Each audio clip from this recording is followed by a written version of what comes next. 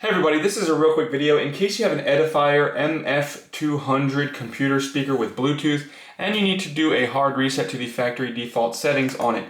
Now you're going to want to do this for one of two reasons. The first one is troubleshooting. If this speaker is not connecting to Bluetooth, or if it is not syncing or pairing with your phone or your computer or other device, or if it keeps disconnecting, anything wrong with the connections where it's not working properly, we can very often fix this. Also, if you want to set this up on someplace new and you just want to clear all the pairing history so that you can just set it up new and don't have to worry about it connecting to old things, we could go ahead and do that.